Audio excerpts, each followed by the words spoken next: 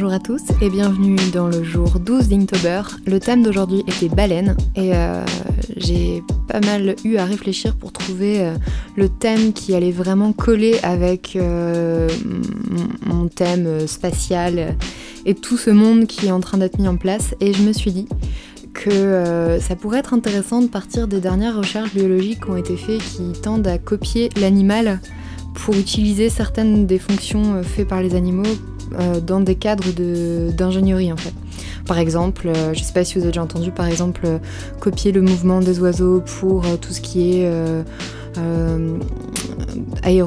aérodynamisme ou ce genre de choses. C'est des choses que l'homme se base sur la nature, observe ce qui fonctionne et essaye de l'impliquer en fait dans des recherches techniques. Et ça fonctionne beaucoup, même maintenant en ce moment sur Terre, il y a beaucoup de recherches qui ont été faites entre la biologie et l'ingénierie. Je me suis dit que ça pourrait être intéressant de se dire que on pourrait partir encore plus loin et se dire que clairement on a même copié les mouvements en fait de déplacement de certains animaux dans l'espace pour en faire des sortes de robots qui pourraient réussir à bouger comme ça avec des sortes de façons en fait de bouger dans l'espace totalement différentes. Donc voilà, c'est de là où m'est venue un peu cette idée de vaisseau baleine. Donc en fait j'ai fait une sorte de petit essaim de plusieurs individus, donc là il y en a quelques-unes, et c'est les vaisseaux de la 3e génération d'astronautes donc qui est en train d'arriver. Donc vous voyez que en fait c'est des vaisseaux où ils sont entre 1 et 2 et c'est pour vraiment faire des longs déplacements très lents et très loin. La composition avec la planète est venue assez facilement.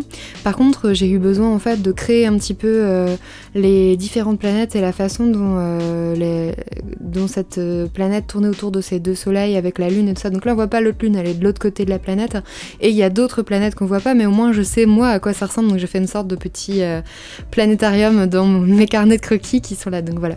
Donc au niveau de la mise en couleur, j'ai vraiment eu beaucoup à construire au niveau de l'aquarelle. Notamment tout ce qui est planète, je voulais vraiment la faire avec ces mouvements d'eau de l'aquarelle. Donc il y a toute cette zone rouge, rougeâtre, jaunâtre, c'est la zone désertique, et toute la zone bleue qu'on pourrait prendre pour de l'eau de loin n'est pas de l'eau en fait, c'est les plantes qui sont cultivées, donc parfois dans des très grands espaces par les aliens qui sont déjà installés. Donc voilà, c'est à peu près tout pour aujourd'hui. J'espère que cette vidéo vous aura plu.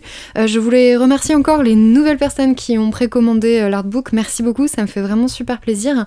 Là honnêtement, je suis vraiment contente. Donc voilà, merci aussi pour vos commentaires. Ça me fait vraiment plaisir de voir que vous accrochez à toute l'ambiance que je suis en train de mettre en place et à tout cet univers qui est en train de se construire.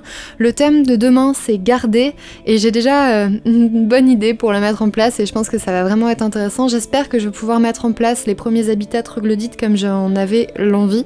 Mais voilà, sinon c'est tout, je vais vous laisser sur ça aujourd'hui. Je vous laisse finir cette petite vidéo en musique.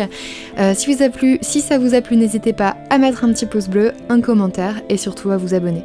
Au revoir!